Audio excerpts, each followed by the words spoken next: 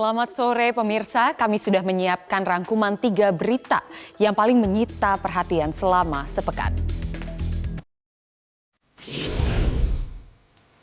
Lantaran penanganan dampak corona di berbagai sektor belum membuahkan hasil menggembirakan, Presiden mengancam mencopot menteri dan membubarkan lembaga yang tidak becus bekerja.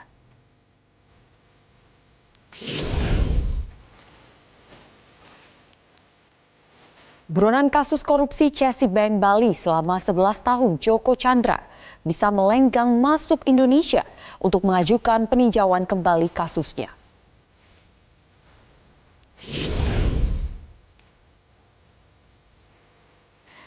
Pandemi corona belum akan berakhir dalam waktu dekat, namun sayangnya sebagian masyarakat justru mengabaikan protokol kesehatan.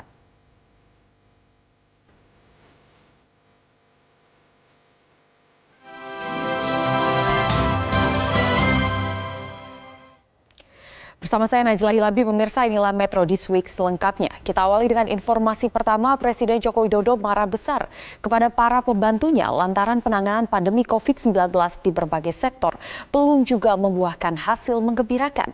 Saking kesalnya, Presiden mengancam mencopot menteri atau membubarkan lembaga yang tak mau dan mampu memberikan kerja nyata. Saya lihat masih banyak kita ini yang seperti biasa-biasa saja. Saya jengkelnya di situ. Kenapa nggak punya perasaan? Suasana krisis. Inilah data harian kasus corona di Indonesia. Jumlah kasus positif terus menanjak dengan pertambahan kasus baru setiap hari di atas 1.000. Di tengah kondisi wabah seperti inilah, pemerintah mendorong new normal, tatanan baru, adaptasi kebiasaan baru, produktif tapi aman atau apapun namanya. Tujuannya untuk menggerakkan roda perekonomian nasional. Jelas, penanganan wabah corona di Indonesia masih jauh dari target yang pernah dicanangkan Presiden Joko Widodo awal Mei lalu. Bulan Mei ini harus betul-betul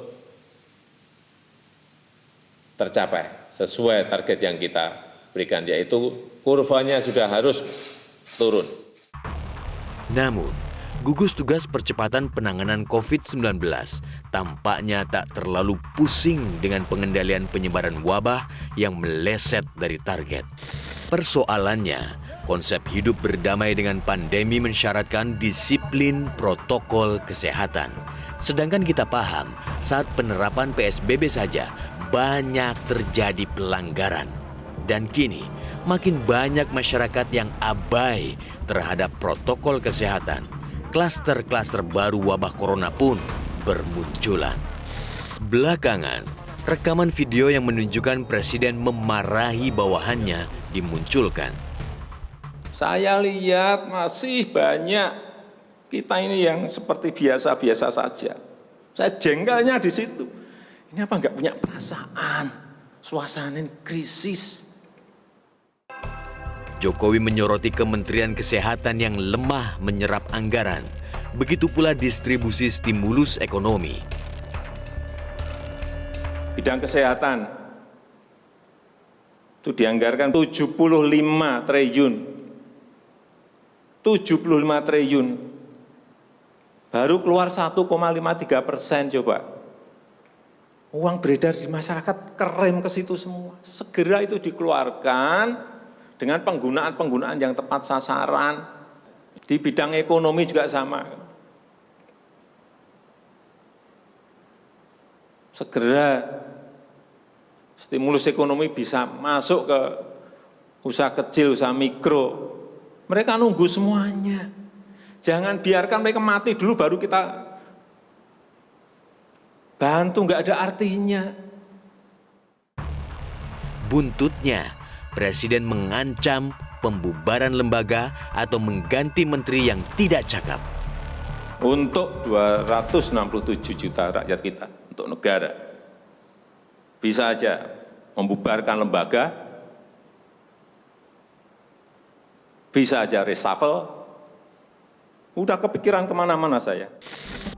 Penanganan dampak wabah corona memang masih jauh dari sempurna. soal pembagian bantuan langsung tunai misalnya yang berulang kali memicu kericuhan. Pasalnya, data penerima tak mutakhir. Akibatnya, banyak warga yang merasa distribusi bantuan tidak transparan dan tidak adil. Yang terakhir, aksi unjuk rasa warga desa Mompang Julu Kabupaten Mandailing Natal, Sumatera Utara berujung rusuh. Warga memblokade jalan lintas Sumatera, melempari polisi dengan batu dan mengakibatkan pembakaran mobil dinas Wakapolres. 6 polisi juga terluka. Pangkal persoalan, warga menerima uang BLT sebesar Rp200.000. Padahal pemerintah pusat telah menyatakan bantuan sebesar Rp600.000. Persoalan lain yang jadi sorotan Presiden adalah pencairan insentif bagi tenaga medis. Pemerintah menjanjikan insentif bagi tenaga medis sesuai jenjang keterampilan. Untuk dokter spesialis nilainya Rp15 juta, dokter umum dan gigi Rp10 juta, bidan dan perawat Rp7,5 juta, tenaga medis Rp5 juta. Ada pula insentif untuk tenaga kesehatan di luar rumah sakit sebesar Rp5 juta dan santunan kematian bila meninggal akibat virus corona sebesar Rp300 juta. Ada 2 persoalan terkait pencairan insentif tenaga medis. Menteri Keuangan menyatakan masih menunggu proposal rinci anggaran yang dibutuhkan dari tiap daerah. Sedangkan Menteri Kesehatan menyatakan telah berkoordinasi dengan Menko PMK untuk memotong birokrasi. Dokumen yang harus dilengkapi untuk pencairan insentif juga tidak sedikit. Seperti surat tugas dari pimpinan yang berisi nominal yang diusulkan, surat keputusan dari tim verifikasi.